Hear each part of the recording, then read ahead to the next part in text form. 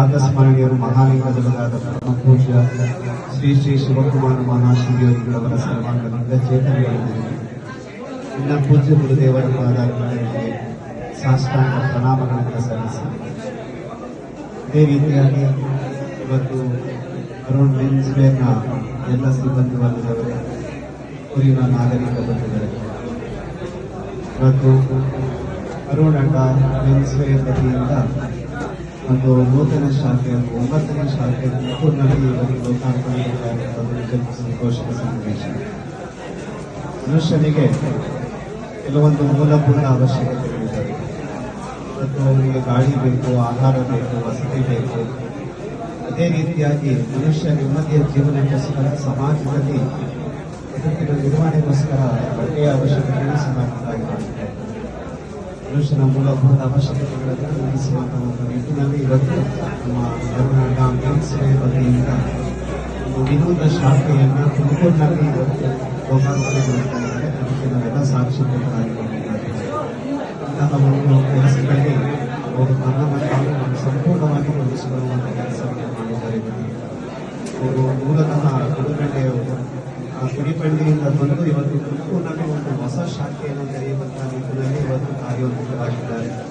ಅವರು ಒಂದು ಸಮಾಜದ ಸೇವೆಯನ್ನು ಹಿತದೃಷ್ಟಿಯನ್ನು ಇಟ್ಟುಕೊಂಡು ಒಂದು ಕೆಲಸವನ್ನು ಮಾಡ್ತಾ ಇದ್ದಾರೆ. ಇವತ್ತು ಆರ್ಥಿಕವಾಗಿ ಸಂಪಾದನೆಗೋಸ್ಕರ ನೂರಾರು ಇವತ್ತು ಶಾಖೆಗಳು ತೆರೆತಾ ಇರುವಂತಹ ಸಂದರ್ಭದಲ್ಲಿ ಇವತ್ತು ಮನುಷ್ಯನಿಗೆ ಏನಾದರೂ ಒಂದಷ್ಟು ಸಮಾಜ ಸೇವೆಯನ್ನು ಮಾಡಬೇಕು. ಆ ನಿಟ್ಟಿನಲ್ಲಿ ಕಡಿಮೆ ದರದಲ್ಲಿ ಎಲ್ಲರಿಗೂ ಸಹ ಬಟ್ಟೆ ದೊರಕಬೇಕು ಭಾಷೆಯನ್ನು ಇಟ್ಕೊಂಡು ಇವತ್ತು ಒಂದು ವಿನೂತನ ಶಾಖೆಯನ್ನು ತುಮಕೂರಿನಲ್ಲಿ ಮಂಜೀರೋಡ್ನಲ್ಲಿ ಲೋಕಾರ್ಪಣೆಗೊಳ್ತಾ ಇರುವಂಥದ್ದು ಸಂತೋಷ. ಸಾಕಷ್ಟು ಈಗಾಗಲೇ ಈ ಮಳಿಗೆಗಳಿದ್ದಾರೆ. ಅದೇ ಒಂದು ವಿಶಿಷ್ಟವಾಗಿರುವಂಥ ಮಳಿಗೆ ಇದೆಲ್ಲ ಭಾವಿಸ್ತಾರೆ. ಅದರಲ್ಲೂ ಸುಮಾರು 1,000ಕ್ಕೆ 15 ಶರ್ಟ್ಗಳನ್ನು ನಾವು ನೋಡ್ತಾ ಇರುವಂಥದ್ದು ನಿಜವಾದ ಸಂತೋಷವನ್ನು ಮಾಡ್ತಾ ಇದೆ. ಮೂಲತಃ ಅವರು ಬಡತನದ ಹಿನ್ನೆಲೆಯನ್ನು ಬಂದಿರ್ತಕ್ಕಂಥವ್ರು.